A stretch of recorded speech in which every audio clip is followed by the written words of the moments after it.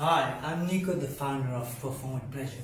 In today's video, I'm going to explain to you how you can disarm worries and difficult thoughts. Because, like yesterday, I gave you a tool to solve the symptoms of stress.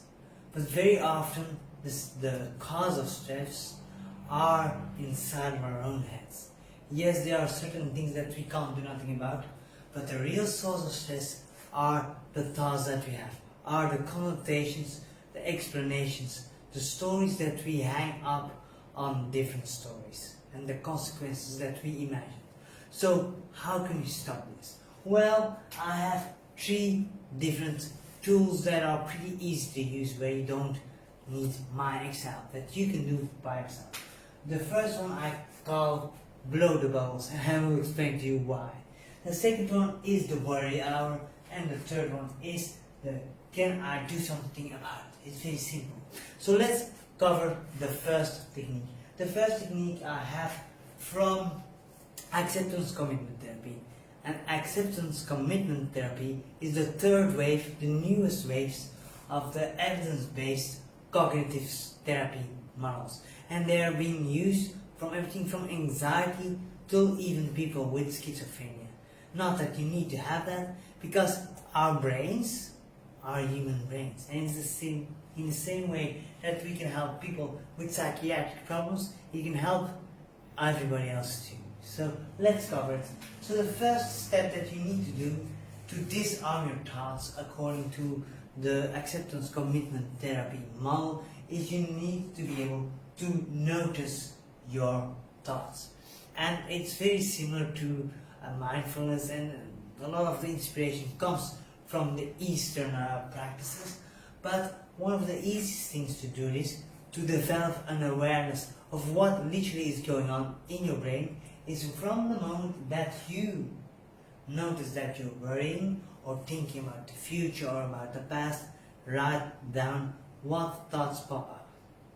And if you don't have the time throughout the day, you can talk it into you can record it into your phone, or you can at night start to think about, okay, when I was worrying, when I was feeling stressed, what was happening inside of my mind. So that's step 1, being aware of what is going on inside. The second step is, okay, now I want you to, with all that data that you have, with all those thoughts that keep coming back, you can group it. And it might seem like a daunting task, but it actually is not. Because most of our thoughts are very repetitive. A lot of thoughts we have time and time again, the rumination, the same time, the ideas, the same thoughts, the same worries keep on popping up. It's not a billion things, no, more likely than not, it's somewhere between 5 to maximum 15 things that keep repeating themselves. Perhaps in slightly different forms, but it's the same things. And so what we will do, we have this entire list of all our thoughts, and then we start to group it. And once we've grouped them according to a theme, we're going to give them a name. And the best thing to do is give it a silly name. Like, if you're not scared, if you get stress and anxiety provoking thoughts, there is scaredy cat again. Or when you get angry thoughts, then you can think about there is the Hulk again. You can give it any name that for you can make you chuckle a little bit.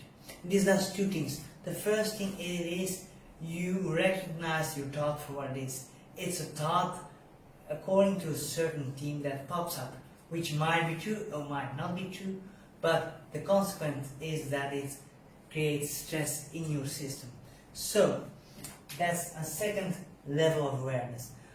The second part of why we use silly names is that it can help you to take a little step back, to look at yourself, to look at your thought process, and start to find, a little bit funny. And when I started doing this, I was very surprised with myself. I started in a certain moment to really laugh with myself. It became very funny to me to see how my brain was working and was sabotaging the very things that I wanted or thought I wanted. Okay?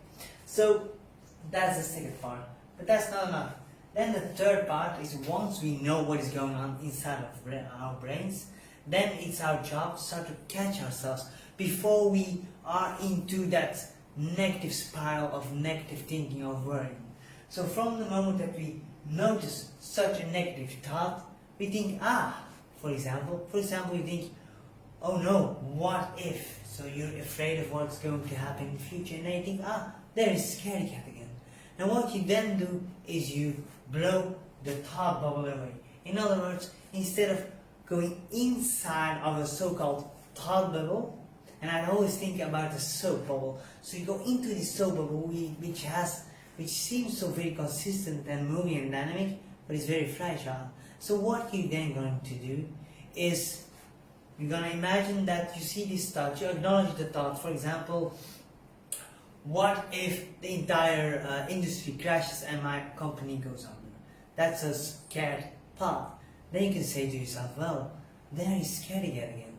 And then you can imagine yourself blowing a soap bubble around it and blow the thought away. And then you're going to refocus. The last step, you're going to refocus on the now. You're going to refocus on what you feel in your body, what you hear, what you smell, what you sense, what you taste, what you see. You're going to refocus on the people that you're with, on your connections, and you're going to refocus on the task or activity that you're doing. And every time such a thought pops up, you do the same thing. You breathe in, you acknowledge the thought, and you blow it away. For some people that are really having a hard time letting go of thoughts, I literally give them a soap bubble blower. And it's really ridiculous, and some people can feel really ashamed, but it helps really a lot to start to take a step back from your thoughts and see it for what they are. Just spin sauce in your brain. So that's the first technique that works absolutely perfectly well.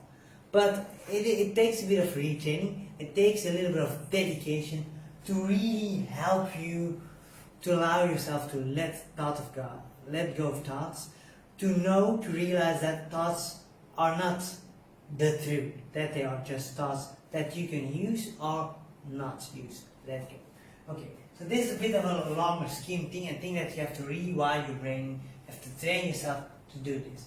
A more easier thing, something that can work immediately and can help your subconscious mind to relax, is to create a worry hour. So every week, 1 hour, or if you're a real big worrier, perhaps 1 hour a day, that you dedicate to listen moment that I'm going to write down all my worries. I'm going to really dedicate myself to worry as much as I can. Why? Because our subconscious mind is trying to help us survive. It's trying to make our lives as good as possible. And we often have learned from people around us that worrying is a way to protect ourselves. And in the past, like in ancient times, when you were worrying, for example, about lions, that could have helped you. So it used to have a function. But in modern times, where there is much less life-threatening instances, then it's not so conducive anymore.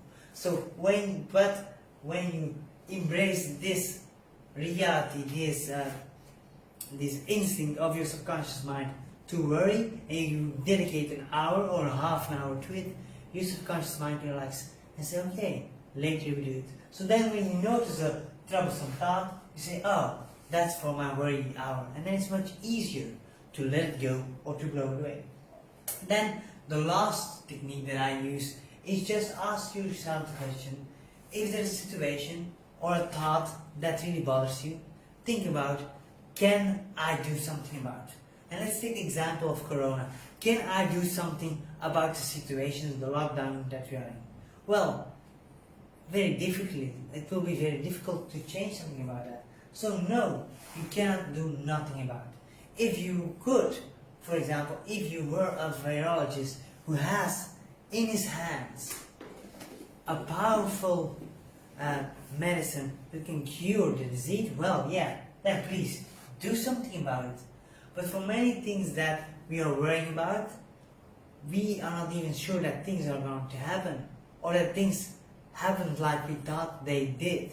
So then, if you can't change what happened, what is happening, or what possibly can happen, what you can do is you can start to focus on how you can grow. Not despite of the crisis or the situation or the thoughts, but just because of it. How can you use this stress-inducing situation to help you to grow to a more fuller and more happier life? So that was the video for today. If you like it, please share it with people that you know that can use some techniques to let go of their troublesome thoughts, and keep following me, because I'm going to give you a lot of other videos that can help you to handle difficult situations, to create stronger teams, and to help you perform with pleasure.